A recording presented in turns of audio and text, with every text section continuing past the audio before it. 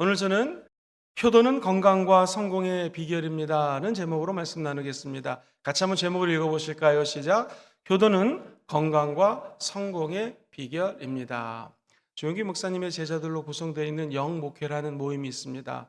며칠 전에 갔더니 늘 가운데 앉아 계시던 최성규 목사님이 보이지 않으셔서 너무나 마음이 안타깝습니다. 아마 들으셨겠지만 인천 순복음교회 최성규 목사님이 얼마 전에 천국 가셨어요. 늘 계시던 분들이 안 계실 때 마음이 착잡합니다. 목사님 살아계셨을 때 저에게 들려주셨던 이야기가 떠올랐습니다. 김 목사, 95년도에 우리나라에 삼풍백화점이 무너진 적이 있었지. 네, 기억합니다.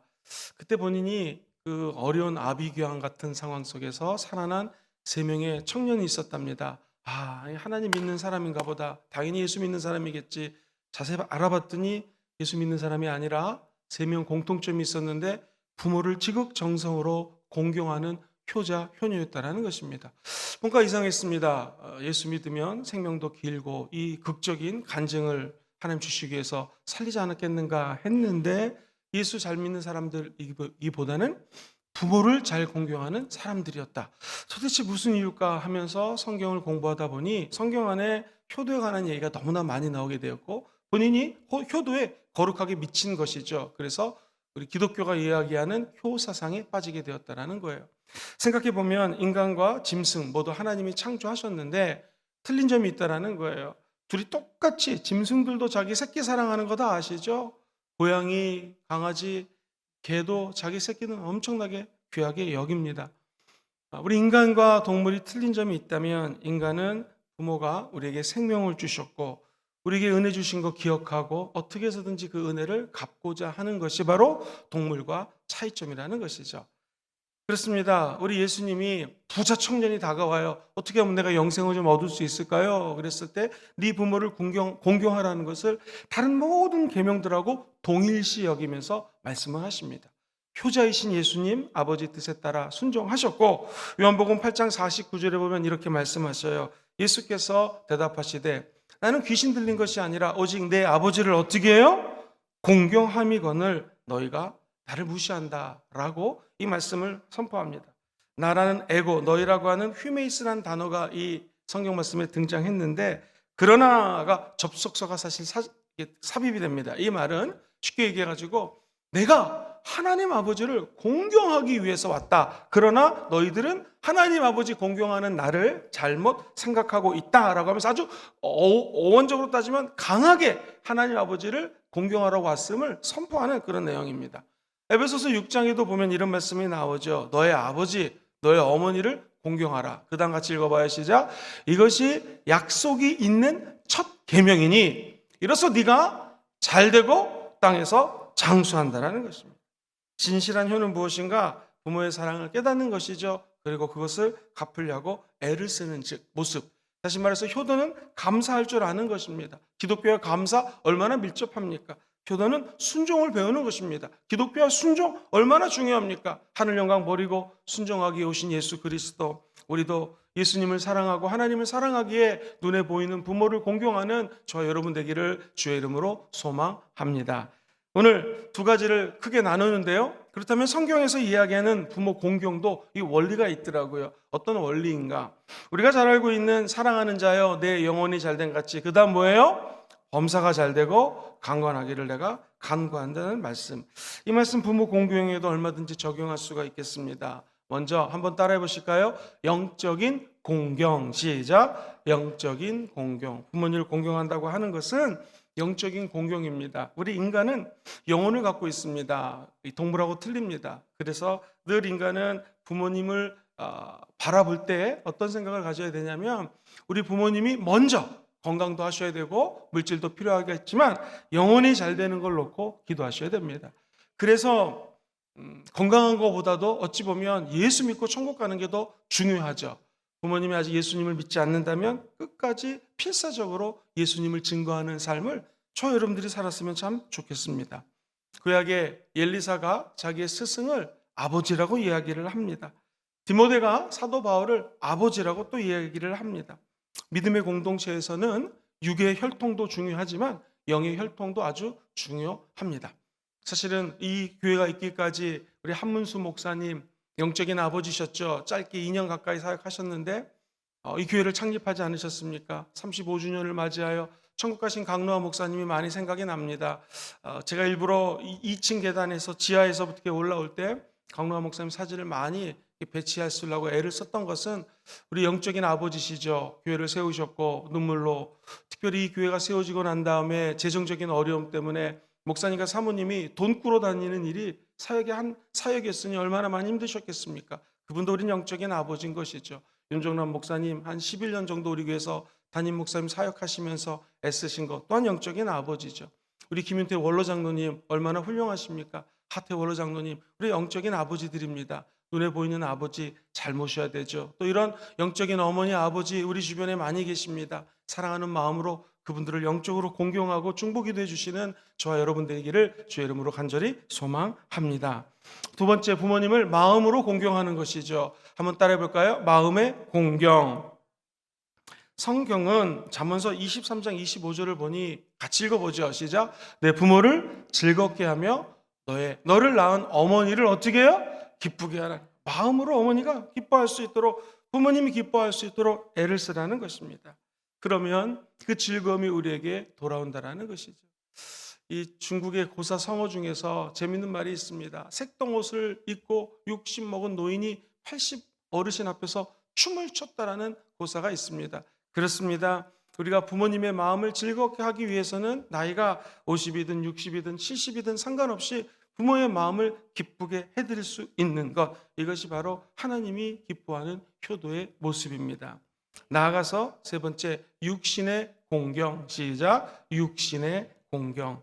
부모님의 육신을 최선을 다해서 편히 모시려고 하는 것, 우리 자녀들이 가져야 할 마땅한 태도입니다. 마태복음 6장 21절에 이렇게 기록이 되어 있습니다. 너의 보물이 있는 그곳에 뭐가 있어요? 네 마음도 있다라는 거예요. 신문에서 재미있는 조사했습니다. 노인대학 탑골 공원에 있는 어르신들, 노인병원에 계신 어르신들 조사했습니다. 가정의 달, 어버이날 무슨 선물 받고 싶으세요? 그랬더니 73.9%가 무슨 선물이라고 대답을 했을까요? 현금입니다. 그리고 13%가 자녀들과 함께 여행을 갔으면 좋겠다. 근데 아마 제 생각에는 여행 가고 싶으신 마음이 더 많을 것 같아요. 근데 아이들이 바쁘니까 함께 여행 가는 거 얘기 좀 미안해서 못한 것이고, 실제로 아이들과 시간 보내고 싶어 하는 거 부모의 마음이죠.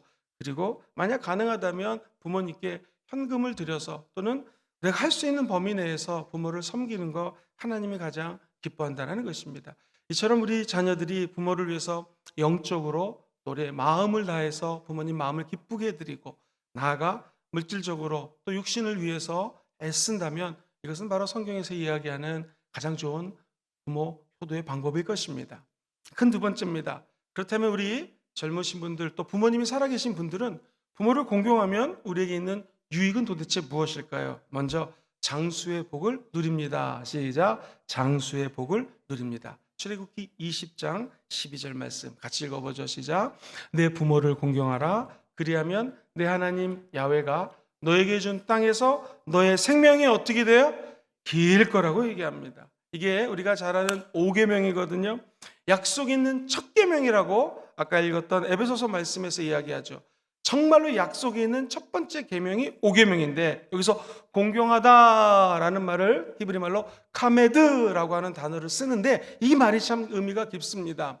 만약 우리가 눈에 보이지 않는 하나님이 여기 계세요. 가정해 보겠습니다. 그러면 이 하나님을 내가 경외하고 두려워 떨면서 히브리 말로 카메드, 납작 엎드려 하나님을 경외하고 두려워하고 예배하고 경탄에 찬 모습으로 하나님을 찬양하지 않겠습니까? 이 모습이 바로 히브리어 원어예요. 그러니까 부모를 공경하라, 카베드하라 라고 하는 뜻은 눈에 보이지 않는 하나님을 우리가 예배하듯이 사실은 눈에 보이는 부모를 부모 앞에서 잘하라는 것입니다. 그분을 하나님 같지는 않지만 하나님을 섬기는 마음으로, 하나님을 찬양하는 마음으로 부모에게 잘하라는 것입니다. 하나님 경외하듯 부모를 섬기라는 말이 바로 이 5계명입니다. 그러니까 사실은 네 생명이 이 땅에서 길리라 라고 하는 약속이 그냥 되는 것이 아니라, 하나님을 공경하고 예배하는 자에게는 지식의 근원이 하나님을 경외하는 자에게 다가오잖아요. 지혜의 근본도 하나님을 경외할 때 주시는 거거든요. 물질의 풍성함, 물질을 누리는 것도 하나님을 경외하는 자들에게 하나님이 부어주시는 복이거든요. 아버지 어머니를 이렇게 하는 자는 곧 하나님을 경외하는 거하고 똑같다라는 의미입니다. 부모를 잘하는 것은 단순히 부모님을 사랑하기 때문이기도 하지만 우리가 이 땅에서 장수하고 잘되기 위해서 부모에게 잘하는 거예요.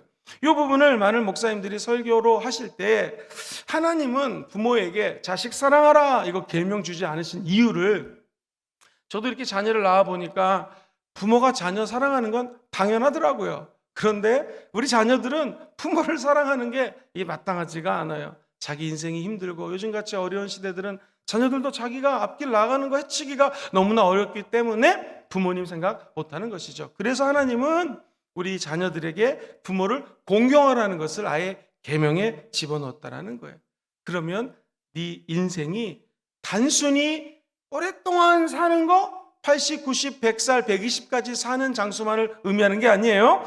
적과 꿀이 흐르는 가나안 땅에 들어가서 그 땅에서 영원토록 아주 오래 사는 것도 상징적으로 의미를 하지만 여기서 얘기하는 것은 그 후손 대대로 가나안 땅이라고 하는 기업을 자기 자손만대로 차지하는 것을 의미합니다. 그러니까 단순히 내 생명이 120까지 사는 것이 아니라 저를 통하여 우리 자녀들을 통하여 마치 적과 꿀이 흐르는 가나안 땅 같은 이 땅의 현세 축복을, 생사와 복을 주관하시는 하나님을 경외하고 부모를 경외하는 자들이 그 만복을 누리는 것을 의미하는 것입니다. 다시 말해서 단순히 5계명은 부모에게 좀 잘했다고 해서 장수하고 복을 받는 개념이 아니라 정말로 부모를 하나님 섬기듯 하는 자들에게는 나뿐만 아니라 우리 후손에게도 이런 하나님의 영광이 깃든다는 것을 성경적으로 의미하는 것입니다.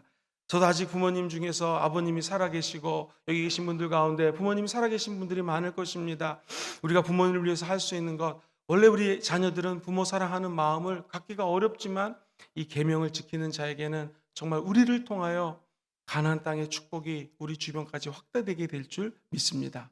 두 번째로 한번 따라해 볼까요? 범사에 잘되는 형통의 복을 누립니다. 시작. 범사에 잘되는 형통의 복을 누립니다. 이번엔 신약성경 에베소서 6장 3절이에요. 시작. 이로써 네가 잘되고 땅에서 장수하리라. 이 말씀 사실 신명기 28장에 이미 기록이 되어 있어요. 네가 어느 날 하나님의 증거로 삼은 자들이다, 아들들이다, 딸들이다.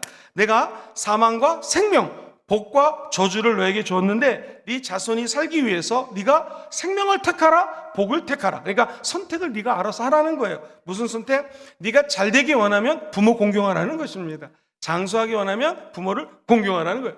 굉장히 강조하는 메시지입니다. 굉장히 약간 강압적이에요. 푸시하는 거예요. 그만큼 성경에서는 부모를 공경하는 사상을 아주 중요시 여긴다는 거예요. 흔히들 이 기독교를 서양 종교라고 그래서 부모도 모르고 삼강오륜에 어긋나는 종교라고 옛날 어르신 골짜기 옛날에 시골에 사시는 분들 얘기 많이 했거든요. 그렇지 않습니다. 히브리서 12장 9절에 보면은 이런 말씀이 나와요. 시작. 또 우리 육신의 아버지가 우리를 징계하여도 공경하였거늘 하물며 모든 영의 아버지께 더욱 복종하며 살려야 하지 않겠는가. 다시 말해서 뭐예요? 육신의 아버지, 영의 아버지를 대조적으로 이야기하며 하나님을 경외하는 법을 부모를 경외하면서 부모를 공경하면서 배우게 된다는 거예요. 같이 한번 읽어보죠. 하나님을 시작. 하나님을 경외하는 방법을 배우게 된다. 보이지 않는 하나님을 어떻게 경배할 수 있겠습니까? 어떻게 경외할 수 있겠습니까? 우리가 이 땅에서 잘되고 범사가 잘되고 형통한 복 받기 원하시면 아멘 해볼까요? 육신의 아버지를 섬기면 영의 아버지를 더 잘 섬길 수 있다는 메시지입니다. 그러니 부모를 공경한다고 하는 것은 단순히 부모님 잘 섬겨서 이 땅에서 형통한 복을 받겠다는 개념이 아니라 부모를 섬김에 따라서 하나님 아버지를 더 잘 섬길 수 있는 길이 열린다는 것입니다. 그럼 마지막으로 최승규 목사님이 하셨던 말씀을 좀 정리하기 원합니다. 이렇게 말씀하셨어요. 눈에 안 보이는 하나님의 사랑의 속성이 있는데 눈에 보이는 부모의 속성을 통하여 발견하게 된다는 거예요. 다시 말해서 자녀들은 눈에 보이는 부모 공경을 통해서 눈에 보이지 않는 하나님을 공경하는 방법을 배우게 된다는 것이죠. 부모 공경 방법이나 하나님 공경하는 방법은 다 같기 때문에 그렇습니다. 그래서 부모 공경을 통하여 부모가 기뻐하는 방법을 터득하고 이 방법을 통하여 하나님도 기뻐하시겠구나라고 사용하는 것입니다.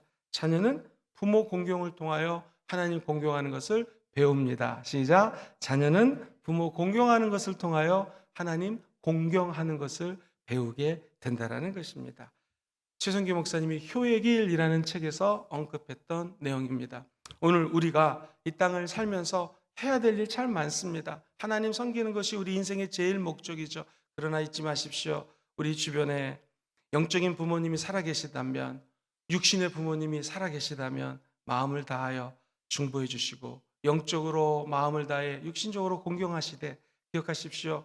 부모를 공경하는 것이 곧 하나님을 공경하는 것이요 장수의 복을 누리고 이 땅의 범사에 잘 되는 하나님의 축복을 받으시고 누리시고 나누시게 되기를 주의 이름으로 축원드립니다.